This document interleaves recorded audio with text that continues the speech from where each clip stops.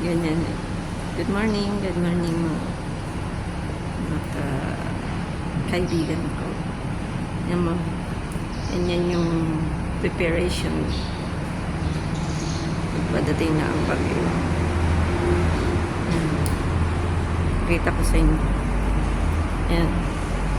Kasi usually pagka nagbabagyo dito, ganyan. Dahil nga katabi kami ng dagat, umaabot ng tubig hanggang 3rd floor. Imaginein mo yan. Kaya nilalagyan nila ng ganyan. Parang malaking metal para hindi pasukin ng tubig. Kasi dati, wala pang ganyan. Yung tubig hanggang 3rd floor. Kawawa yung mga nasa 1st floor hanggang 3rd floor. Kaya, ganyan ang preparation ngayon. Kalmado pa guys, kalmado pa. Mamayang gabi pa daw dadating yung Typhoon 8. Tapos bukas daw Typhoon 10 yata, hindi ko kasi sabi nila super typhoon nga.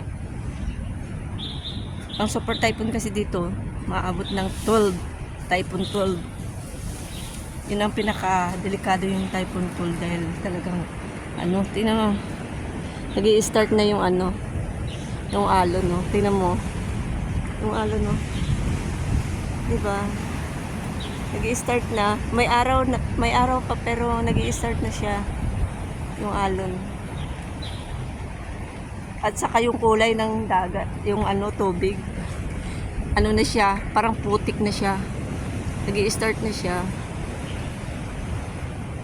Sana naman hindi naman umabot ng talagang pinakamataas na. So, delikado talaga. Lalo na sa mga malapit sa dagat talaga.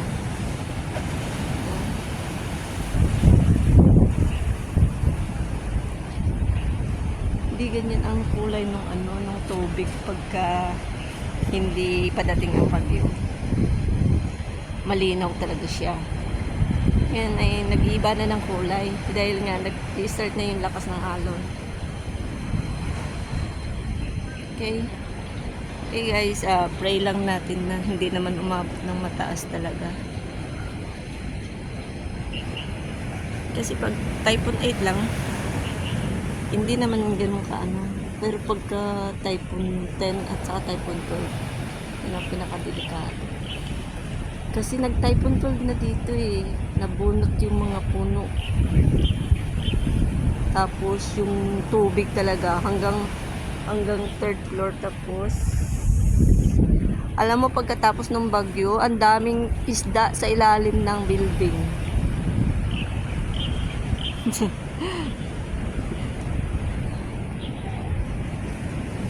Okay guys, i-update ko kayo mamayang gabi kung gaano kalakas yung bagyo dadating. Bye guys, just pray guys na sana hindi dadating ng malaki masyadong malakas na bagyo. Thank you guys, see you.